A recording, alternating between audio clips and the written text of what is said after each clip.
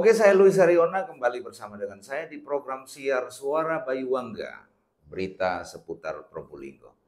Kali ini sudah hadir bersama dengan saya narasumber yang sudah saya kontrak ini untuk beberapa tayangan ini. Ya, sudah ada lagi bersama dengan saya. Kenal lagi dulu, takut ada yang lupa. Ya, takut ada yang belum kenal ya. Takut ada yang belum kenal. Nama saya Safiuddin Air, saya Ketua LSM Gerak Pro 1. Gitu ya. Ya. Oke. Baik, Bung Udin. Kali ini kita akan ngangkat sebuah tema yang lagi trending topik di Probolinggo. Ya. Di mana berita ini sebelumnya cerita dulu, request dulu ya, yang dulu. Nah, cerita ini sebelum trending ini kan dulu pernah diperjuangkan melalui rapat dengar pendapat dan juga dibentuklah pansus. Nah, apa topiknya? 1.800 tenaga honorer yang dinyatakan dengan istilah apa ini? R4 atau tidak lulus. Diperhalus saja. Diperhalus saja. Jadi R4 tanpa TL. Gitu ya. Baik, Bung Udin.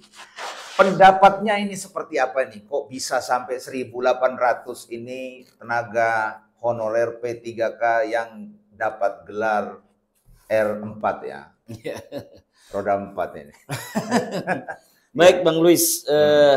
Saya ini sebenarnya juga cukup kaget ya begitu membaca di media online, di media cetak juga ya bahwa ada 1.854 tepatnya tenaga honorer yang dinyatakan masuk dalam kategori R4 gitu ya.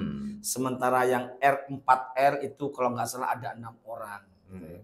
Nah ini cukup mengagetkan sekali. Karena setelah saya teliti R4 itu apa? Ternyata R4 itu adalah tenaga honorer yang tidak masuk database di Kemenpan RB. Ya. Jadi R4 itu sama dengan tidak masuk database. Tidak masuk database.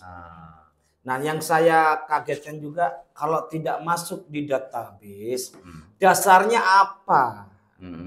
Panitia Seleksi Nasional P3K ini mengundang para tenaga honorer itu untuk diuji. Setelah diuji, ternyata mereka masuk dalam kategori R4. Ternyata tidak masuk database. Menurut keterangan yang ada di pengumuman panitia seleksi calon P3K. Itu yang saya bikin kaget. Berarti apa yang sudah disampaikan dari Jakarta pada waktu itu adalah hal yang sudah final pada waktu itu. Nah, kemudian dilakukan lagi ujian lagi. Ini apa? Ada skenario apa? Kalau pansus yang datang ke Jakarta dalam hal ini ke BKN itu yang saya tahu kan membawa data-data para tenaga honorer ke BKN ya. Terus di situ diterima oleh resepsionis. Tapi saya melihatnya tidak ada sebuah kepastian bahwa data yang dibawa pansus ini bisa masuk dalam database. Dan ini terbukti sekarang bahwa 1.854 mungkin juga yang 6 berarti 1.860 ya yang diajukan itu ternyata tidak masuk dalam database. Nah, namun kok ada yang L gitu ya, ada 6 orang, ada tenaga honorer yang dinyatakan lulus karena R4L. Nah, ini dari 1.800 itu ya. 1.860 6 lulus, yang tidak lulus 1.854. Walaupun dalam pengumuman seleksi panitia seleksi nasional BKN P3K itu tidak ada kata tidak lulus. Yang ada R4L ini lulus, R4 itu aja, R4 gitu aja. Nah, sebenarnya setelah saya teliti juga ternyata R4 ini ya tidak lulus, tapi hanya diperhalus saja, tidak dikasih TL gitu loh. Nah, ini yang sangat mengagetkan dan ini benar-benar harus ada solusi. Karena para tenaga honorer ini sudah bekerja bertahun-tahun di pemerintah kota, bahkan ada beberapa yang posisinya strategis ya. Misalnya contoh tenaga honorer yang ada di MPP, di mana mereka ada di loket-loket itu, mereka yang bisa melayani karena mereka yang paling tahu, misalnya yang ada di MPP, di DPPTSP misalnya, di bagian PBG, di bagian apa yang lain, itu kan mereka yang paham betul. Kalau ini tidak lulus, maka DPM PTSP akan kebingungan juga untuk menaruh tenaga untuk menggantinya. Tapi yang saya harapkan kali ini adalah saya kebetulan juga sempat membuka-buka nih regulasi. Ada regulasi namanya Surat Keputusan Menpan RB nomor 347 tahun 2024, di mana di situ dalam klausulnya di diktum ke-33 ini diamanatkan bahwa dalam hal pelamar telah mengikuti seluruh tahapan seleksi pegawai pemerintah dengan perjanjian kerja, namun tidak dapat mengisi lowongan kebutuhan, dapat dipertimbangkan untuk menjadi pegawai pemerintah dengan perjanjian kerja paruh waktu. Ya. Lalu dilanjutkan di diktum ke-34, kebutuhan bagi pelamar sebagaimana dimaksud ya pada diktum ke-33 diusulkan oleh pejabat pembina kepegawaian kepada menteri. Nah, dari sini kawan-kawan dari tenaga honorer yang dinyatakan masuk kategori R4 ini masih ada peluang untuk menjadi pegawai pemerintah dengan perjanjian kerja paruh waktu gitu ya. Artinya mereka bisa jadi P3K paruh waktu dengan catatan mereka itu 1854 itu diusulkan oleh pejabat pembina kepegawaian, dalam hal ini wali kota ya, wali kota Probolinggo mengusulkan kepada menteri gitu ya. Kepada menteri untuk menjadikan paruh waktu, EP3 paruh waktu. Dan hal ini berkaitan dengan masalah anggaran tentunya ya kan. Nah, kalau bicara anggaran yang saya tahu ini Bang Luis ya, bahwa mereka ini kalau P3 paruh waktu, maka gaji mereka itu gaji yang diterima sehari ini. Sehingga kalau mereka dijadikan pegawai pemerintah dengan perjanjian kerja paruh waktu, maka tidak banyak yang akan dikeluarkan untuk menambah, karena gaji kawan-kawan honorer ini saat ini kan melekat di tiap kegiatan OPD ini, ya kan? Kan tinggal menarik dari pos itu, pos kegiatan OPD itu menjadi pos anggaran belanja pegawai. Artinya tidak mengusik APBD sebenarnya. Bisa disiasati. Ya.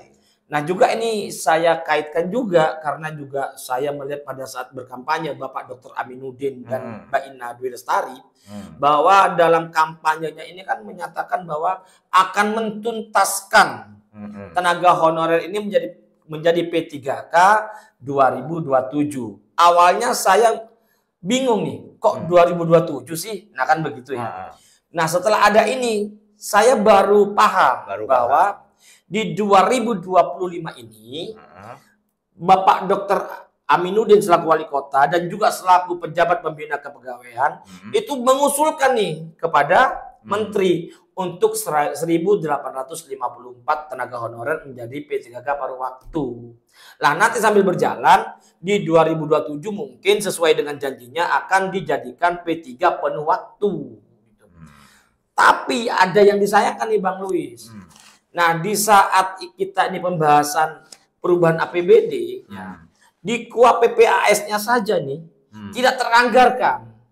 Artinya belanja pegawai untuk kebutuhan gaji P3K paruh waktu ini tidak teranggarkan. Nah, ini kan jadi pertanyaan, ini serius nggak sih pemerintah ini? Kan begitu ya. Begitu ya. Di situ. Nah, seharusnya dalam KUA PPAS itu sudah tercantum nih belanja pegawai untuk tenaga P3K paruh waktu, karena sudah jelas dalam pengumuman panitia seleksi perekrutan P3K ini mereka tidak lulus R4 gitu. R. Ya. Nah, di situ R4 ya, R4 betul. Nah, ini kalau R2, R3 selesai. Bisa otomatis masuk sudah. Nah, tapi kalau R4 ini rata-rata kan R4 semua tuh yang nggak lulus itu kan. Nah, mestinya di saat pembahasan perubahan APBD 2025 sudah teranggarkan gitu. Baik. Artinya ini kalau umpamanya untuk mensiasati secara cepat adalah pembiayaan melalui OPD terkait ya. Loh, begini, kalau bicara itu P3K itu juga ada batas waktu ini ya. Oktober ini harus ready semua sudah. Masalah tenaga honorer ini. Oktober. Ini dari kementerian ini. Kalau Oktober itu tidak selesai, tidak rampung, maka instansi atau lembaga atau pemerintah daerah itu ada sanksi dari pemerintah pusat bila Oktober masih belum rampung. Nah, kalau Oktober rampung, maka seharusnya 1.854 tenaga honorer ini sudah menjadi P3 paruh waktu. Nah, kalau bicara Oktober, tentunya sudah selesai perubahan APBD. Makanya harus disiapkan. Caranya bagaimana? Gaji-gaji para tenaga honorer yang melekat di kegiatan OPD itu ditarik menjadi belanja pegawai, gitu loh.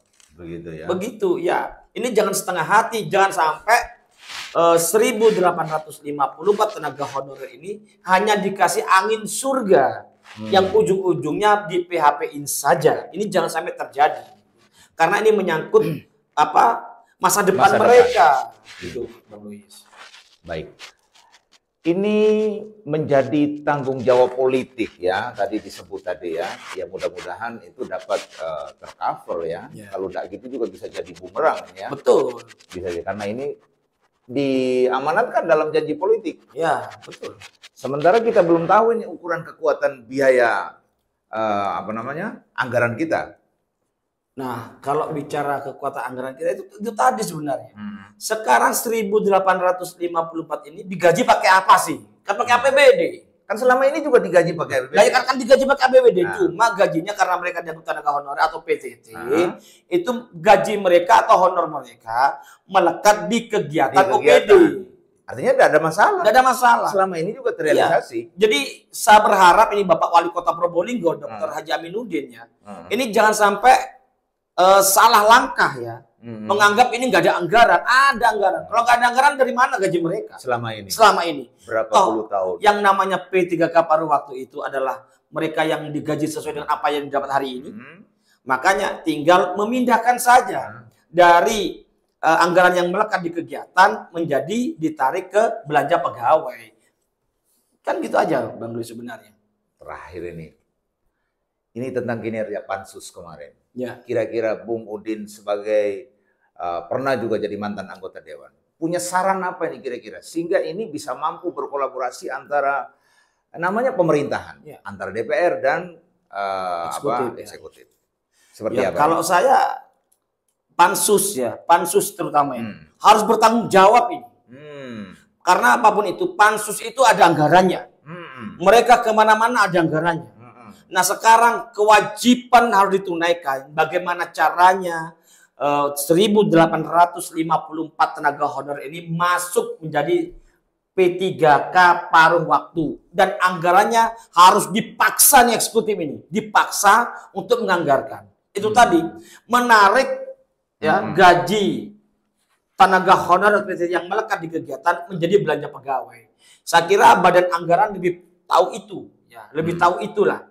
Dan harus benar-benar berjibaku dengan TAPD supaya masa depan 1.854 tenaga honorer ini benar-benar terjamin statusnya, tidak ngambang, tidak diberi angin surga, hanya dibisikin tenang saja. Nanti akan diangkat jadi P3 paruh waktu. Mau diangkat P3 paruh waktu bagaimana kalau anggarannya nggak ada? Nah ini kan satu persoalan yang harus diseriusin nih teman-teman anggota Dewan. Mohon maaf, saya juga pernah jadi panitia anggaran. Harus bisa untuk memberikan support kepada 1.854 tenaga honorer untuk bisa teranggarkan dalam perubahan APBD 2025 sehingga mereka statusnya nanti pada saat kepala daerah selaku pejabat pembina kepegawaian mengusulkan kepada menteri akan ditanya, ini mengusulkan sebanyak ini anggarannya ada nggak? Ya harus bilang ada dong. Karena kan sudah ada tinggal pengalihan dari kegiatan OPD menjadi belanja pegawai. Nah kan begitu Bang Luis. Baik, terima kasih Bung Udin. Jadi persoalan itu dari gejolak menjadi pansus, terus kemudian jadi lagi muncul R4. Ternyata nihil, iya kan? Mereka tidak akan bisa lulus. Tapi yang aneh kan ada yang lulus, anehnya ada yang lulus. Sama-sama nggak ada data, sama-sama nggak masuk dalam database, tapi ada yang lulus. Nah kan aneh juga akhirnya kan. Ini apa-apaan di negara ini kalau begini? Oke baik, terima kasih Bung Udin, waktu kita terbatas. Ya. Semoga apa yang kita bincang-bincangkan ini juga bisa menjadi rekomendasi. Iya, Ya. mudah-mudahan dapat perhatian. Kasihan nih teman-teman tenaga honorer ini. Harus diperjuangkan ini, Mas Luis. Gitu ya. Oke. Terima kasih Bung Udin. Episodenya luar biasa. 1800 berapa? 54. 54. Yang akhirnya 6 jadi L. 6 jadi R4L. R mana? Yang 1854 R4 saja. Tanggung jawab kita semua. Iya, terutama wali kota sebagai pejabat pembina kepegawaian. Oke, terima kasih Bung Udin.